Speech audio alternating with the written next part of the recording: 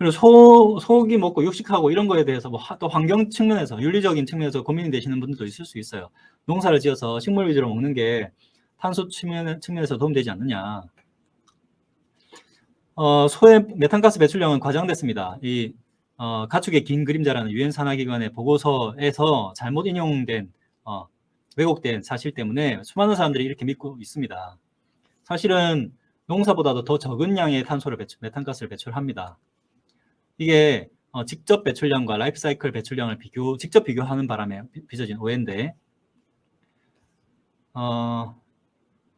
반수동물이 이렇게 증가하는 동안 메탄가스는 그에 비례해서 증가하지 않았어요. 그리고 소는 자연 탄소 사이클의 일부일 뿐입니다. 풀만 놔두면 거기는 탄소가 더 줄어들겠습니까? 아닙니다. 풀만 놔두면 거기는 오히려 사막화가 진행되거나 또는 나무가 자라고 관목이 자라고 나무가 자라면서 숲이 돼버리는, 그리고 숲은 원래 초지보다도 생산성이 더 적은 경우가 훨씬 많습니다. 왜냐하면 그늘을 만들고 그 아래서 풀이 자라지 못하고, 풀이 자라지 못하면 초식동물이 번성하기 어렵고, 그렇게 되면 나무 말고는 살아가기 어려운 그런 환경이 돼버리거든요. 그래서 생태학에서는 이걸 수직사막이라고 부르기도 합니다. 우리 숲 보면 참 기분 좋고 피톤치드 나오고 막 기분 좋지만 그 아래에서 원래는 더 번성할 수 있었을 그런 초지가 있었을 가능성을 한번 상상해 보세요.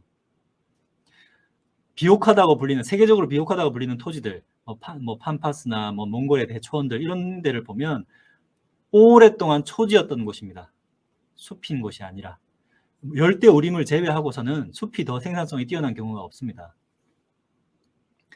소는 이런 초지가 유지되도록 도와줍니다. 풀들만 가만히 놔두면 풀들이 죽으면서 썩어 없어지는 데까지 오래 걸리기 때문에 그 다음 세대가 자라나기 어렵습니다. 소가 계속해서 뜯어 먹어주고, 다만 뿌리까지 뜯어 먹지는 않고 적당히 뜯고 또 이동해주고, 그 이동하는 것은 이제 육식동물이 역할을 해주는 거죠. 이동하도록 몰아주고, 거기에 똥을 싸고, 똥이 또 탄소로 고정되고, 또 풀은 길게 자랐다가 그 긴 뿌리를 가졌다가 또 소가 먹으면 또 짧은 뿌리를 가지게 되고, 그러면서 긴 뿌리를 땅에 남겨두고, 죽은 뿌리들, 그러면서 탄소를 고정하는 거거든요. 탄소 고정은 풀이나 나무 잎으로 탄소가 고정되는 게 아니라 토양이 고정되는 양이 대부분입니다. 소는 거기에서 핵심적인 역할을 합니다. 소뿐만 아니라 초식동물들이요. 그리고 이 소식동물들이 제대로 순환하도록 육식동물이 돕는 거고요. 이 생태계는 육식동물, 초식동물, 그리고 풀들이 같이 만들어가는 시스템입니다. 이걸 누구 하나를 제거해야 더 잘 자란다. 이거는 정말 구시대적인 생각이죠. 정말 우리 생태계에서 초식동물들을 다 제거해버려야 될까요? 다 우리만 먹으려고? 그게 정말 효율적일까요? 그리고 소는 물 먹는 하마가 아닙니다. 아보카도나 월넛, 슈거 이런 것들보다 더 적은 물을 사용하고 같은 양을 생산하는데, 그리고 초지 방목을 할수록 더 적은 양의 물이 필요하게 되고요. 그리고 그 소가 물을 많이 먹는데 필요한 게 왜 그렇게 데이터가 나왔냐면, 소를 키우는 그 땅에 내리는 모든 빗물을 다 계산한 겁니다. 그게 소가 다 먹는 거 아니지 않습니까? 원래 자연에 내릴 비잖아요. 그걸 다 소가 사용한다고 보면 안 되죠. 그리고 가축은 농경지를 뺏지 않습니다. 대부분의 이 가축을 키우는 환경은 농사를 짓기 어려운 곳입니다. 몽골 생각해 보세요. 거기 농사를 지을 수 없잖아요. 먹을 수 없는 풀들을 음식으로 바꿔주는 것들이 이런 초식 동물들입니다. 그리고 먹을 수 없는 것들을 86%를 먹으면서 이걸 더 나은 음식, 더 나은 단백질로 바꿔주는 게 이런 가축들입니다. 물론 이걸 초지방목의 형태로 좀 더 윤리적이고 환경적인 형태로 키우게 된다면 이걸 비율을 훨씬 더 높일 수 있겠죠. 콩이라든지 이런 식물성 음식들의 비교를 할 수 없는 높은 품질의 단백질 품질, 그리고 영양 품질을 가지고 있죠. 그리고 우리 이미 고기를 너무 많이 먹고 있지 않냐? 그렇지 않습니다. 고기를 점점 적게 먹고 있습니다. 적색육을 점점 줄이고 있습니다. 그리고 점점 더 많이 뭘 먹고 있느냐? 백색육이나 식용유를 더 많이 먹고 있습니다. 점점 건강해질 수 있습니까? 정말? 소가 문제가 아니라 방법이 문제라는 이 슬라이드인데, 다음 뒤에 다시 설명할게요. 이런 모습을, 이런 이런 농촌을 보면 되게 친환경적이라는 생각도 들고 마음이 막 청량해지고 그렇죠. 정말 친환경적일까요? 이런 거 보면 정말 마음이 안 좋아지죠. 저도 한때 채식을 했었습니다. 뭐 구제역이나 뭐 그런 사태들을 보면서 마음이 너무 아파가지고 공장식 사육은 반드시 없어져야 됩니다. 절대 찬성하지 않습니다. 이런 식으로만 육식을 하는 거라면 저도 반대하겠습니다. 그러면 농사는 그럼 친환경적이냐, 친지구적이냐, 친탄소적이냐. 우리의 농촌을 생각하면 안 됩니다. 인류의 평균적인 농업은 미국의 농업입니다. 이런 형태로요.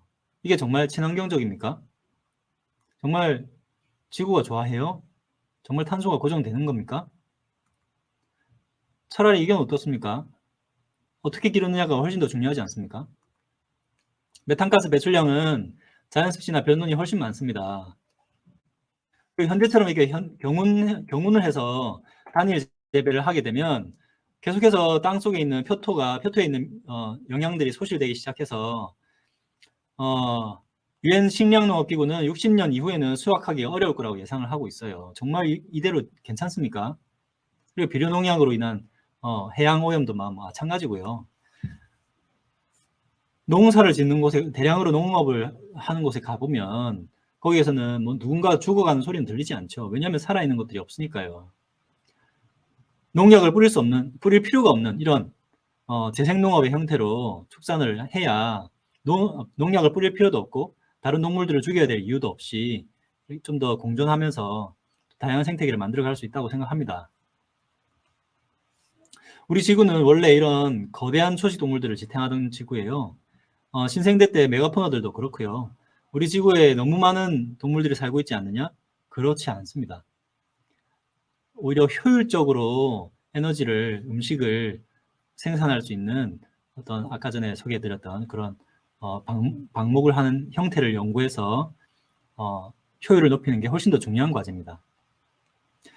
관련해서 테드 강의 하나 소개해드리면 생태학자 앨런 세이버리의 강의인데 한때 가장 영향력 있었던 그 강의 중에 하나로 꼽히기도 했어요. 소가 아니라 방법이 문제다.